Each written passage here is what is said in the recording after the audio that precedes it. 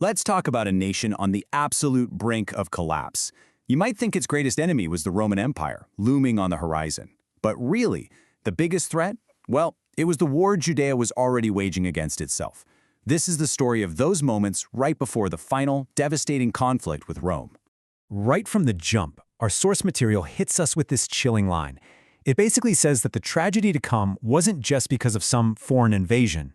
Nope, it was because the society was already self-destructing. You could practically feel the sense of doom in the air. So what did this internal rot actually look like? Well, while the fighting up in Galilee had sort of died down for a bit, the capital city, Jerusalem, was anything but peaceful. It was a pressure cooker. The city was arming itself to the teeth, but you get the sense the enemy it was most worried about was already inside its own gates. Just try to imagine the soundscape of the city at this time.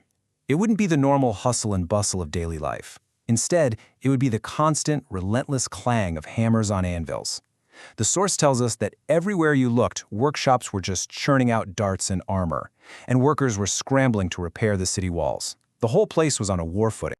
And this really shows you the profound split in the city's whole mood.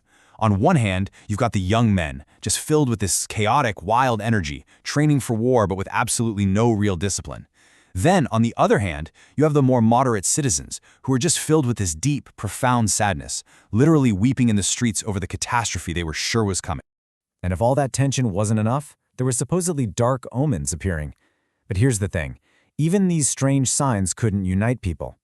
Those who wanted peace saw them as terrible warnings, but the ones pushing for war, they just twisted the meaning to fit their own agenda.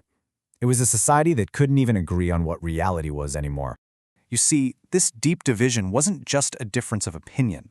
It had hardened into two very distinct factions, and they were locked in this bitter, ugly struggle for the soul of Jerusalem itself. On one side, you had the Zealots, and our source uses a really powerful word to describe them: madness. These were the hardliners, the war party.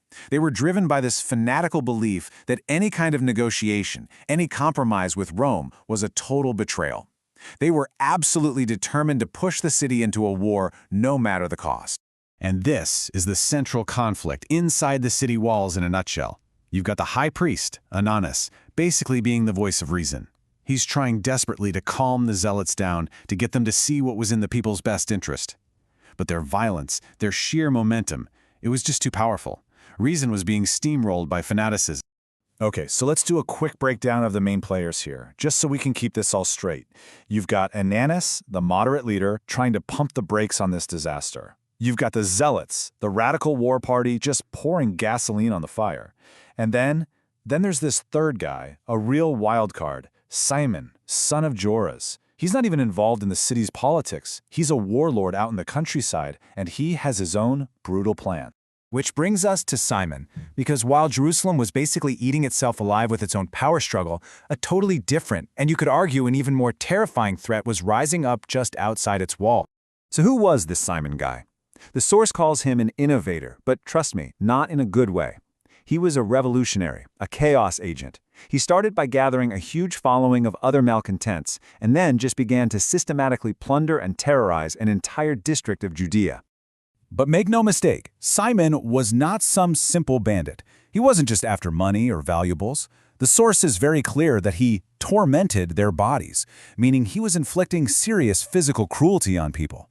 His goal was obvious. He was aiming for his own tyranny, and he was going to build it on a foundation of pure terror. You can see his ruthless strategy laid out right here. First, he gathers his army of guys who love chaos. Then he ravages the countryside. When the authorities in Jerusalem finally get their act together and send forces after him, he makes a brilliant move. He retreats to the nearly untouchable fortress of Masada. And from that super secure base, he just expands his whole operation, launching these brutal raids into the neighboring territory of Idumea. Okay, so let's zoom out for a second and put all these pieces together. What did Judea actually look like at this moment? Honestly, it was a nation being torn apart from every possible direction, all at once. So this is the grim reality. The capital city is paralyzed by what's basically a political civil war. The countryside is being terrorized by a rising tyrant. Neighboring regions are facing constant attacks and killings, and regular people in villages are so afraid they have to form their own little armies just to survive. Absolutely no part of the land was at peace. And this, right here, is the most stunning and tragic part of the whole story. All of this chaos, all this bloodshed, all this internal destruction, it was all happening before the main Roman army had even shown up. Judea was already its own battlefield long before the legions arrived.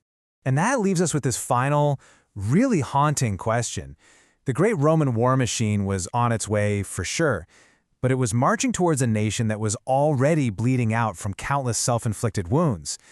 So you have to ask, when a nation is its own worst enemy, what chance does it really have against an empire?